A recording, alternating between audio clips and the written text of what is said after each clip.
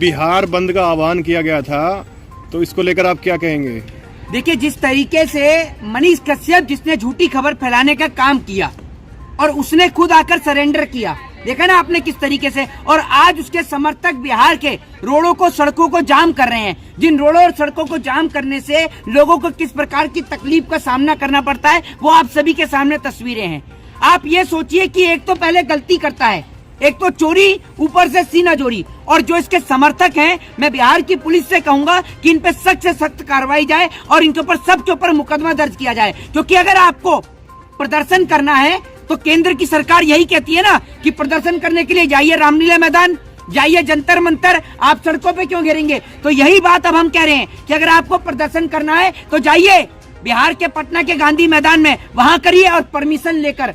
रोडों को और सड़कों को जाम करने का हक और अधिकार आपको बिल्कुल नहीं है। ये बवासीर और बिहार, इसने पूरे बिहार को बदनाम करने की कोशिश करी और आज इसके जो साथी हैं, जो संकीर्ण मानसिकता के जो लोग हैं, वो आकर इसे सपोर्ट कर रहे हैं। अभी आपने देखा होगा आज जन समूह आ गया बिहार की सड़कों पे, जन समूह आ गया। देखिए, कोई जन समूह नहीं है, कोई जन समूह नहीं है, मुश्किल से 40-50 लोग होंगे, आपने देखा ही होगा। और ये तो भारत बंद का आह्वान कर रहे थे, ठीक है ना। 40-50 लोग थे और सबके ऊपर मुकदमा हुआ या नहीं हुआ है, लेकिन बिहार पुलिस ने सबके ऊपर कार्रवाई करी, सबको गिरफ्तार किया है और ये बहुत अच्छा काम किया है बिहार की पुलिस ने। मैं इसके लिए बिहार के उप मुख्यमंत्री और बिहार के मुख्यमंत्री को अप्रिशिएट करूंगा कि उन्होंने बिहार के अंदर भ्रमित खबर फैलाने वाले पत्रकारों को जो जेल के अंदर बंद किया है, वो बिल्कुल अच्छा और सराहनीय कार्य किया है। गरीब पत्रकार की आवाज दबाई जा रही है, बताइए लोकतंत्र एक बात आप मुझे बताइए, 42 लाख रुपए अकाउंट में रखने वाला गरीब होता है भूखा नंगा होता है?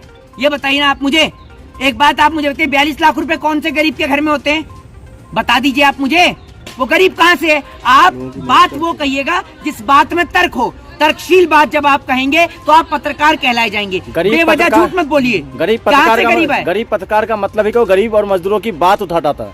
अच्छा, गरीब पत्रकार का मतलब है कि गरीब और मजदूर की आवाज उठाता था।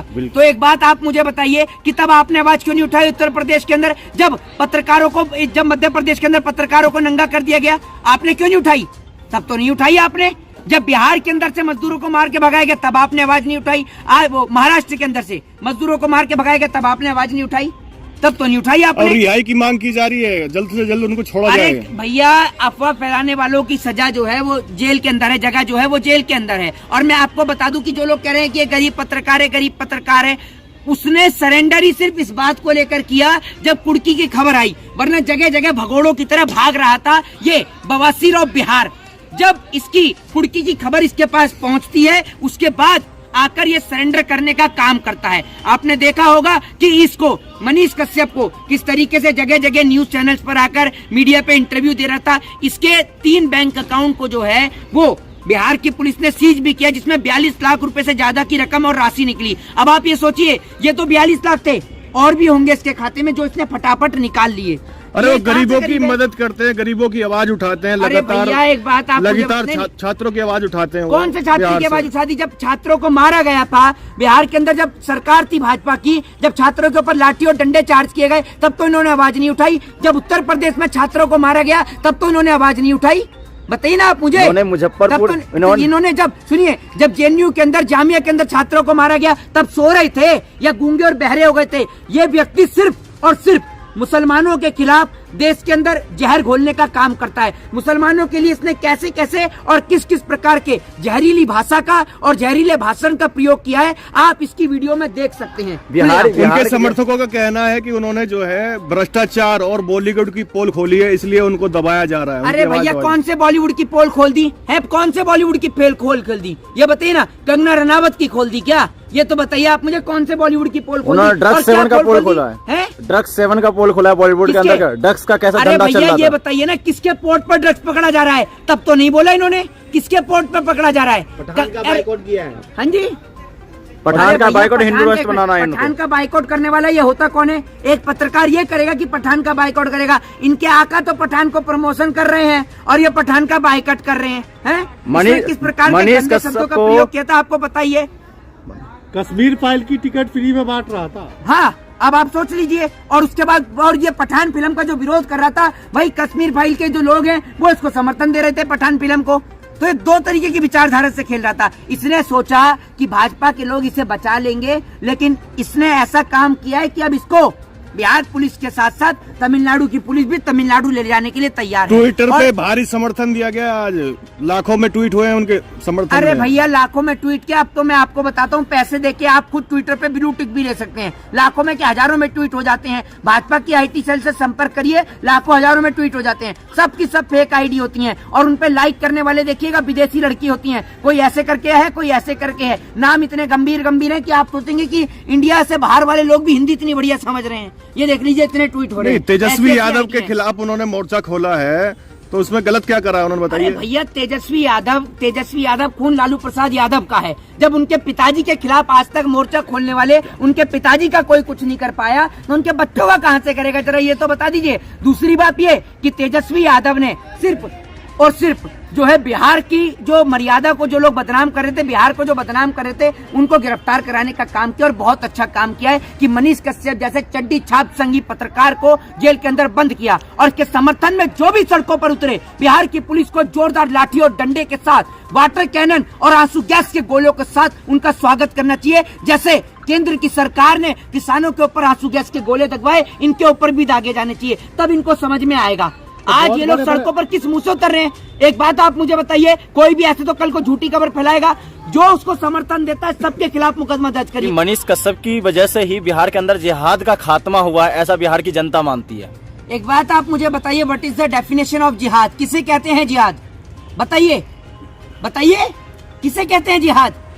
अरे किसे कहा जाता है जिहाद? कोई तो बताए। जद्दोजहद करना। किसे? जद्दोजहद करना, कोशिश क्या होता है जद्दोजहद? संघर्ष है? संघर्ष नहीं करना। संघर्ष को जिहाद कहा जाता है। भारतीय जनता पार्टी तो ये कहते हैं जिहाद का मतलब ये है कि किस तरह से हमारे जो भोली भाली बेटी जो है, बहन जो है हिंदू के, उनको फंसा कर लेकर चली जाती है मुसलमान के जो लड़के हैं। तो एक बात आप मुझे बताइए, शाहनवाज हुसैन ने कौन सी बहन बेटी, भोली भाली बहन बेटी को फंसाया? शाहनवाज हुसैन ने भी तो जिहाद किया, लेकिन वो तो बीजेपी का दामाद है, आप नहीं बोलेंगे, ठीक है। मुख्तार अब्बास नकवी ने कौन सी भोली भाली बहन बेटी को फंसाया? आप उसके लिए भी नहीं बोलेंगे, क्योंकि वो भी बीजेपी का दामाद है ना। फिर इसके अलावा पूजा नकवी, उसके लिए भी आप नहीं बोलेंगे, क्योंकि भैया वो भी बीजेपी के दामाद हैं। आप एक बात मुझे बताइए, भाजपा के लोगों से आपका रिश्ता है या आपके जीजा या फूफा लगते हैं वो लोग भी? ये बताइए ना, कौन फंसा रहा है? एक बात मुझे बताइए, शाहनवाज हुसैन किसका दामाद है?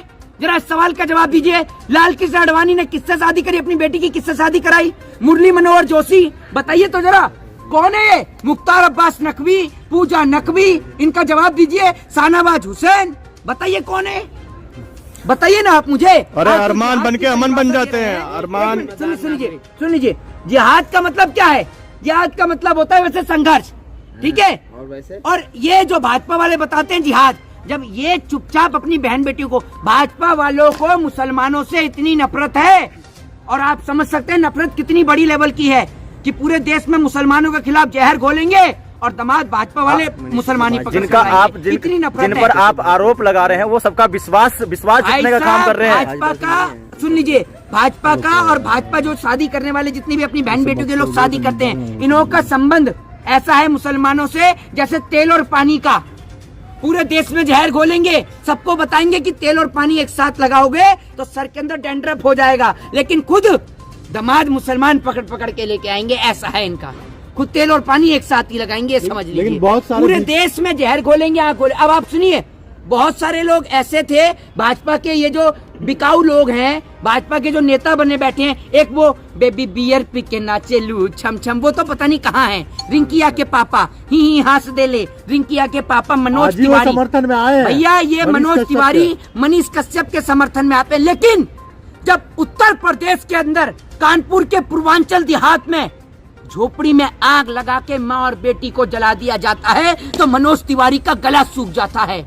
मुझे तो ऐसा लगता है मनोज तिवारी गूंगे हो जाते हैं, कई दिनों तक इनकी जबान से आवाज भी नहीं निकल पाती होगी। और इनके अलावा भाजपा के और भी अन्य नेता चुपचाप और गूंगे हो जाते हैं, जैसे महेश शर्मा जैसे लोग। मैं आपको बता दूं, ये गूंगे हो जाते हैं जब भाजपा के प्रदेश में किसी हिंदू के ऊपर अत्याचार और जुर्म होता है। आज मनीष कश्यप पे तो बोल रहे हो रिंकिया के पापा, और जब आपको क्या हुआ था, जब कानपुर के पूर्वांचल देहात में वो झोपड़ी के अंदर आग लगा के माँ और बेटी की मृत्यु हो गई थी, तब आपने बेबी बियर पी ली थी क्या? ये तो बता दीजिए बेबी जरा। दूसरी बात ये कि आप एक बात का मुझे जवाब दीजिए, जो बीजेपी के नेता पहले सवाल कर रहे थे कि भैया बिहारियों के ऊपर ये अत्याचार है, आपको पता है उत्तर प्रदेश हो, महाराष्ट्र हो, कितनी कंपनियों के अंदर, कितनी फैक्ट्रियों के अंदर बिहार के मजदूरों के ऊपर शोषण और अत्याचार होता है? कभी आवाज उठाइए बीजेपी के नेताओं ने? बताइए आप मुझे, ये जो बीजेपी के नेता जो बिहार से निकले, ये बिहार के नाम पे कलंक और धब्बा हैं। ये बिहार की धरती को सिर्फ और सिर्फ धूमिल करना चाहते हैं और कुछ नहीं। अरे बिहार कर्पूरी ठाकुर की भूमि है, बिहार एक ऐतिहासिक धरती है, बिहार अपने आप में एक नाम है। आप ये सोचिए, जहाँ नालंदा ताशकंद जैसी जगह हो, जहाँ यूनिवर्सिटी हो, लाइब्रेरीज हो, आप ये सोचिए जो गुरु गोविंद सिंह की जन्मस्थली हो, भगवान महावीर की जन्मस्थली हो, गौतम बुद्ध की ज्ञान स्थली हो, वो बिहार अपने आप में एक ऐतिहासिक धरती है। मनीष कश्यप भी तो बिहार की बात करते हैं। अरे भैया, मनीष कश्यप भी तो बिहार की बात करते हैं। वो पलायन के खिलाफ है, वो पलायन के खिलाफ है। निवेश कैसा लिया, कैसे लाया जाए बिहार के अंदर, और पलायन को कैसे रोका जाए? पलायन के खिलाफ है तो सरकार से सवाल पूछिए ना कि क्यों बिहार के लोगों को आज तक आपने वहीं पे रोजगार नहीं दिया। भाजपा की सरकार में गूंगा हो गया था, फेविकोल पी लिया था इसने, सनौ बवासीर है या इसके बवासीर हो गई थी, ये बोल ही नहीं पा रहा था। जब भाजपा की सरकार आती है ना तो इनके पीछे के साथ साथ मुंह में भी बवासीर हो जाती है, और जैसी भाजपा की सरकार जाती है इनकी बवासीर भी चली जाती है। जय हिंद, जय भारत, वंदे मातरम।